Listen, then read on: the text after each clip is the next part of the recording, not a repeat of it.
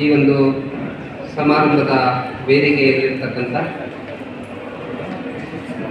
ಎಲ್ಲ ಹಿರಿಯರಿಗೆ, ನಮ್ಮ ಎಲ್ಲ ತಾಲೂಕು ಮಟ್ಟದ ಅಧಿಕಾರಿ ಮಿತ್ರರಿಗೆ ಹಾಗೂ ಇಲ್ಲಿ ನೆರೆದಿರ್ತಕ್ಕಂಥ ಎಲ್ಲ ಹುಣಸೂರಿನ ಎಲ್ಲ ಸಮಾಜದ ಬಂಧುಗಳಿಗೆ ಹಾಗೂ ಇಲ್ಲಿ ಪ್ರಮುಖವಾಗಿ ಆಗಮಿಸಿರ್ತಕ್ಕಂಥ ಎಲ್ಲ ನನ್ನ ನೆಚ್ಚಿನ ವಿದ್ಯಾರ್ಥಿನಿಯರಿಗೆ ನನ್ನ ನಮಸ್ಕಾರಗಳನ್ನು ತಿಳಿಸ್ತಾ,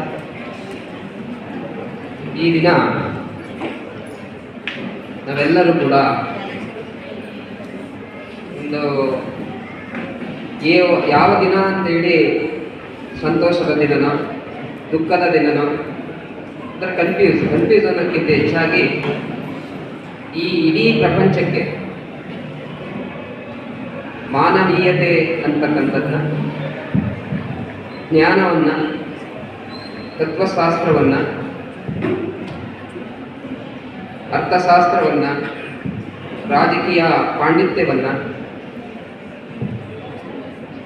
ಈ ದೇಶಕ್ಕೆ ಬಿಟ್ಟು ಹೋದಂತಹ ಮಹಾನ್ ಚೇತನದ ನುಡಿ ನಮನದ ಕಾರ್ಯಕ್ರಮ. ಎಲ್ಲ ಹಿರಿಯರು, ತಿಳುವಳಿಕೆ ಇರ್ತಕ್ಕಂಥವರೆಲ್ಲರೂ ಕೂಡ ಇಲ್ಲಿವರೆಗೆ ಮಾತಾಡಿದರು. ನಾನು ಕೆಲವೊಂದು ಈ ಮಹಾನ್ ಚೇತನ ಬಿಟ್ಟು ಹೋಗಿರ್ತಕ್ಕಂಥ ಕೆಲವೊಂದು ವಿಚಾರಗಳನ್ನು ಹಾಗೂ ಈ ದಿನದ ಅವರ ಅಂತಿಮ ದಿನದ ಪರಿಸ್ಥಿತಿ ಯಾವ ರೀತಿ ಇತ್ತು ಎಂಬುದರ ಬಗ್ಗೆ ಹೇಳಲಿಕ್ಕೆ ಬಯಸ್ತೀನಿ.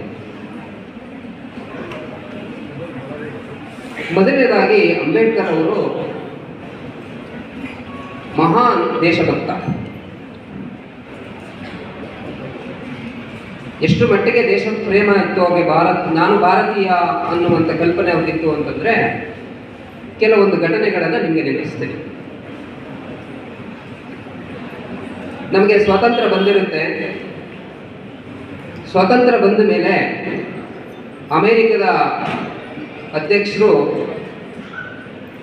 ಅವರ ನಿವಾಸದಲ್ಲಿ ಡಿನ್ನರ್ ಪಾರ್ಟಿಯನ್ನು ಏರ್ಪಡಿಸ್ತಾರೆ.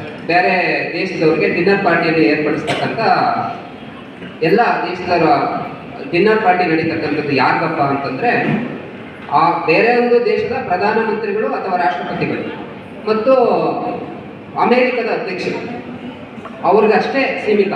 ಬೇರೆ ದೇಶದವ್ರೇನಾರು ಅಮೇರಿಕದ ಅಧ್ಯಕ್ಷರ ನಿವಾಸಕ್ಕೆ ಹೋಗ್ಬೇಕು ಅಂತಂದರೆ ಬೇರೆ ದೇಶದ ಪ್ರಧಾನಿಗಳಾಗಿರ್ಬೇಕು ಅಥವಾ ರಾಷ್ಟ್ರಪತಿಗಳಾಗಿರ್ಬೇಕು.